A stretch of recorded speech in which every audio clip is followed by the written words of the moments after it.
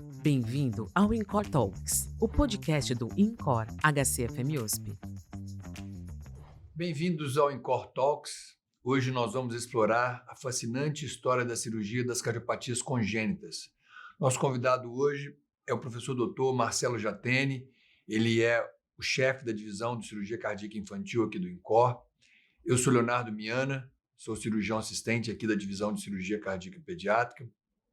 Eu queria primeiro agradecer a presença do professor Dr. Marcelo por estar aqui com a gente, respondendo essas perguntas. Minha primeira pergunta que eu queria fazer é: quando surgiram as primeiras cirurgias para corrigir as cardiopatias congênitas, professor Marcelo? Léo, prazer enorme estar aqui. Muito bom a gente poder estar discutindo esses aspectos. Eu acho que a gente, pensando em tempo, a gente pode voltar lá para o início dos anos 1930, 1940, onde se faziam cirurgias de cardiopatias congênitas sem suporte de qualquer outra máquina, qualquer outro aparelho. Eram cirurgias onde o acesso era pelo tórax, onde basicamente se faziam ligaduras de canal arterial e depois, na sequência, alguns outros procedimentos um pouco mais invasivos para tratamento de coartação de aorta, algumas abordagens onde não existia nenhuma tecnologia de suporte, então eram abordagens paliativas, como, por exemplo, o tratamento de estenose da válvula pulmonar e da via de saída do ventrículo direito, enfim, procedimentos muito iniciais, mas que começaram lá por volta de 1930, 1940, mais ou menos. O grande impulso para tratamento não só das cardiopatias congênitas, mas da maior parte das cardiopatias, foi a partir do meio dos anos 50, onde, após alguns estudos de diferentes tecnologias e com diferentes tentativas, se estabeleceu o uso da circulação extracorpórea, que é um aparelho de suporte ao coração e ao pulmão enquanto são feitas as correções intracardíacas. Isso realmente foi o grande avanço da cirurgia cardíaca, que até hoje vem sendo utilizado rotineiramente para tratamento não só de cardiopatias congênitas, mas de outras cardiopatias estruturais, coronárias, válvulas, aorta, etc. Mas isso foi o que permitiu ao cirurgião e às equipes ter acesso direto às cardiopatias e ter acesso direto à correção e aí sim cirurgias definitivas. Antes da circulação extracorpórea, algumas tentativas foram feitas, como utilizar o próprio pai ou o parente da criança como um suporte, como se fosse uma circulação extracorpórea, era uma circulação em paralelo, para que se desse um suporte à criança, as veias e artérias do pai e da criança eram conectados entre si, mas isso naturalmente que não seguiu muito adiante, mas foram todas tentativas antes do advento da circulação extracorpórea. Excelente. E a gente sabe que a cirurgia com circulação extracorpórea, que é a máquina que ajuda você deixar o coração e o pulmão parados enquanto você realiza os procedimentos, começaram com as cardiopatias congênitas. Quais foram as primeiras cardiopatias congênitas que foram tratadas com esse advento inicial lá nos anos 50 da circulação extracorpórea? Eu acho que o início de tudo realmente foram as cardiopatias congênitas. No nosso meio aqui no Brasil, o primeiro cirurgião que utilizou a circulação extracorpórea foi o Dr. Hugo Filipposi, na Santa Casa de São Paulo. O Dr. Hugo Filipposi operou uma criança com uma estenose pulmonar. E na ocasião, e esse paciente está vivo até hoje. Ele operou em 1956 e ele está vivo até hoje e foi submetido a uma cirurgia recente para substituição da válvula pulmonar que ele operou naquela época, muitos anos atrás. Então, a maior parte das cardiopatias, inicialmente com a circulação extracorpórea, foram cardiopatias congênitas. Estenose pulmonar, comunicação interatrial, foram as primeiras cardiopatias onde se utilizou a circulação extracorpórea e se passou, a partir de então, a padronizar o uso da circulação extracorpórea. E se você tivesse que enumerar os grandes marcos dentro da história da cirurgia cardíaca pediátrica, mesmo antes da circulação extracorpórea e depois com o advento da circulação extracorpórea, quais foram os marcos, aqueles acontecimentos que mudaram a história da cirurgia cardíaca pediátrica? Bom, eu acho que, começando na era pré-circulação extracorpórea, a abordagem do coração era, até o início dos anos 20, 1920, 1930, era considerado uma heresia. O cirurgião que tocasse o coração, o médico que tocasse o coração, era considerado um herege e era severamente punido emocionalmente e religiosamente pela comunidade científica e pela comunidade normal, não científica, a comunidade civil. Então, eu acho que as primeiras abordagens que mudaram um pouquinho foram as abordagens aos grandes vasos.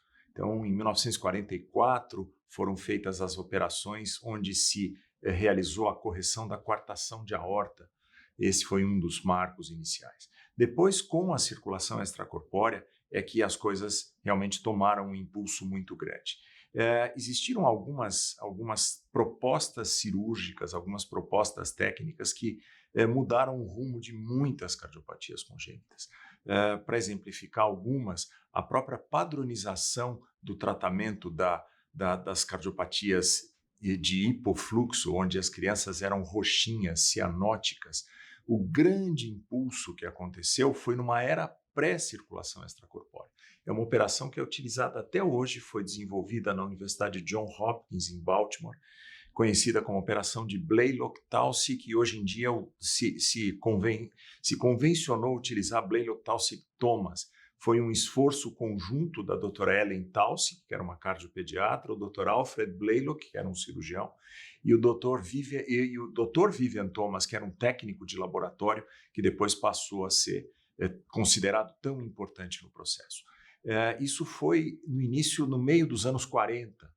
Isso trouxe um impulso muito grande a crianças que tinham fluxo baixo no pulmão e puderam, através dessa cirurgia, aumentar o aporte de fluxo para o pulmão. Isso trouxe uma mudança radical na abordagem dessas crianças e essa cirurgia, com algumas modificações técnicas, é utilizada rotineiramente até os dias atuais. Esse talvez tenha sido um dos grandes marcos de cirurgia cardíaca pediátrica de cardiopatias congênitas.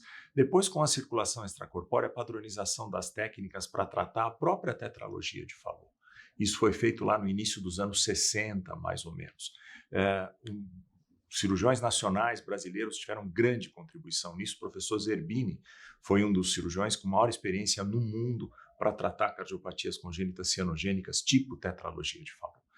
Depois, outras cardiopatias foram sendo abordadas. Um outro marco muito importante, com uma grande e fundamental participação nacional, foi a operação para corrigir transposição das grandes artérias, conhecida como Operação de Atene, onde o Dr. Adib descreveu uma técnica em 1975, que é até hoje, considerada a técnica de escolha para tratamento das cardiopatias tipo transposição das grandes artérias. Outras cardiopatias que até então eram consideradas de tratamento praticamente inabordável, tiveram a padronização a partir do meio dos anos 80, como para tratar corações univentriculares com hipoplasia do coração esquerdo, uma operação conhecida como Operação de Norwood, onde o Dr. William Norwood, que era de Boston, depois foi para Filadélfia, teve uma participação muito importante e fundamental, uma técnica que é utilizada até hoje com algumas modificações e que também mudou a história natural desta cardiopatia específica. E mais recentemente, outras contribuições vêm sendo feitas, só para notabilizar uma delas, uma outra contribuição nacional muito importante foi a do Dr. José Pedro da Silva, uma operação para tratar a anomalia de Epstein, que é uma anomalia da válvula tricúspide, é uma operação conhecida como Operação do Cone, que foi proposta no início dos anos 90 e hoje está completando 30 anos de cirurgia com sucesso bastante reconhecido mundialmente. Enfim, tiveram vários marcos, esses são alguns deles. Muito interessante. Você citou algumas contribuições nacionais, tem mais alguma outra? Você citou o professor Zerbini com a tetralogia de Fallot, ele era mundialmente conhecido com a tetralogia de Fallot, o Dr. Adib com a transposição, o Zé Pedro com a operação do Cone. Mais alguma contribuição nacional que repercutiu de forma mundial? Com certeza. O professor Miguel Barbeiro Marcial teve uma participação fundamental em dois tópicos muito importantes. Um deles é a cirurgia para correção do truncos arteriosos, que é uma cardiopatia congênita também muito complexa, com propostas cirúrgicas até então, e ele fez uma proposição de uma correção sem uso de tubo extracardíaco, são detalhes específicos, mas que isso também trouxe uma grande contribuição. E uma outra grande contribuição do professor Miguel foi no campo das atresias pulmonares com colaterais sistêmico-pulmonares, onde ele fez, além de propor uma classificação e para que se pudesse padronizar, ele propôs uma série de técnicas cirúrgicas para a abordagem dessas crianças. Cardiopatias difíceis de lidar, complicadas, que são operações feitas em várias etapas, em vários estágios. Isso também trouxe uma contribuição muito importante. A nível, nós temos um cirurgião do Nordeste também que teve uma contribuição nas coarctações, né? Dr. José Teles de Mendonça. José Teles tem uma técnica que também foi conhecida publicada, como técnica de Teles e Teles Mendonça, e é para correção de coartação de aorta. Enfim, existem várias contribuições. Você poderia citar, além das técnicas, quais foram os avanços tecnológicos e também, não só tecnológicos, mas também humanos, que nos permitiram avançar com relação à melhoria dos resultados, melhora da sobrevida e da qualidade de vida dessas crianças ao longo dos anos? Eu acho que aí a gente consegue englobar várias iniciativas. Algumas dessas iniciativas são iniciativas que remetem à tecnologia, melhora de tecnologia. Então, nós temos máquinas cada vez mais próximas de uma qualidade próxima ao que seria um endotélio humano, máquinas revestidas com revestimento das suas paredes, dos seus reservatórios e dos seus tubos, minimização do tamanho do circuito de circulação extracorpórea para evitar hemodiluição, uso de ultrafiltração, monitorização intraoperatória, uso de drogas e de medicamentos para lidar com complicações já conhecidas ou que eventualmente se instalam depois, como, por exemplo, a hipertensão pulmonar, drogas, medicamentos, isso vem avançando cada vez mais. E mais recentemente, eu diria que nos últimos 20 anos, mais ou menos, e mais se estabelecendo nos últimos 10 anos, técnicas de assistência circulatória ao coração. Muitas vezes você faz uma cirurgia muito bem sucedida do ponto de vista técnico, a correção foi feita de forma adequada, no entanto, por alguns motivos, por reações inflamatórias, o coração não tem uma resposta imediata e a gente pode usar máquinas de suporte para dar um descanso ao coração por alguns dias. Uma dessas é a ECMO, que trouxe e mudou completamente a história de muitas cardiopatias. Não só problemas após a operação, mas muitas vezes a utilização antes da operação para estabilização das crianças e para que a cirurgia fosse feita numa condição a mais adequada possível. Nós vamos ter um episódio do INCOR Talks falando especificamente dos suportes de assistência, da ECMO. Vamos ter a presença do Dr. Caneu aqui. Isso mudou radicalmente esse processo todo. E uma outra coisa que eu acho que é importante citar é organização dos serviços. Conhecimento dos seus resultados, transparência nas suas divulgações, envolvimento de todo o grupo, empoderamento de todos os membros do grupo, desde a enfermagem, psicologia, anestesia, cirurgia, cardiopediatria, fisioterapia, todos os profissionais envolvidos, entendendo a sua importância dentro do processo, conhecimento dos seus números, databases, informação, isso tudo também, com certeza, contribuiu muito para a mudança dos resultados. Realmente um trabalho de um time, todo um time, né? É fundamental. Falar em time, eu acho que a família dos pacientes também exercita um papel importante nesse time, junto com os profissionais de saúde. Eu queria, como última pergunta, te perguntar o que uma mãe de cardiopata hoje, diante de toda essa evolução e de toda essa melhoria nos resultados, se ela fizer um diagnóstico intraútero ou logo depois do nascimento, depois do susto inicial, o que a mãe deve esperar e como ela deve agir acerca de manejar o cuidado desse paciente?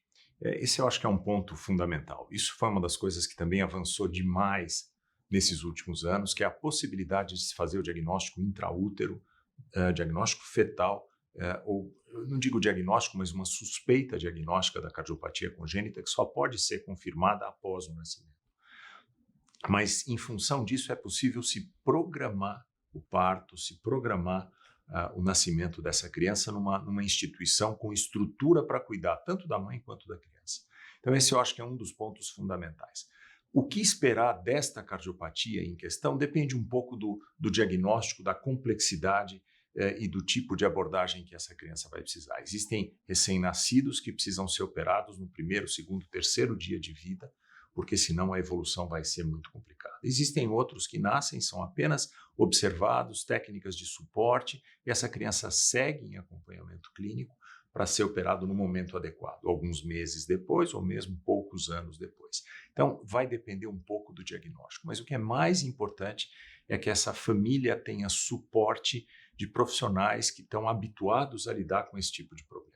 Então, uma equipe que envolva um cardiopediatra, que seria a pessoa que coordenaria essa assistência, um cirurgião já envolvido desde o início para ser a pessoa de referência, caso essa criança precise ser operada, e uma instituição que dê todo o suporte que essa criança vai precisar no futuro. Excelente. Agradecer mais uma vez a presença aqui do professor Dr. Marcelo Jatene. Foi muito esclarecedor, muito rica a história e obrigado por poder compartilhar com a gente. Não percam os próximos episódios do INCOR Talks, especificamente no nosso tema de cardiopatias congênitas. Obrigado, Léo. Foi um prazer. Você ouviu o podcast INCOR Talks, o podcast do INCOR HCFM USP.